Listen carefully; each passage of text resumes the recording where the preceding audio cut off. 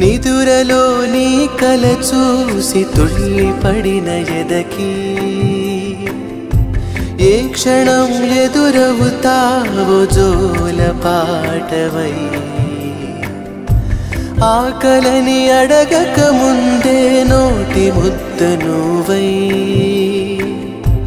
ఏ కథలు వినిపిస్తావో జాబిలమ్మవై నింగి నేల నిలిచేదాకా తోడుగా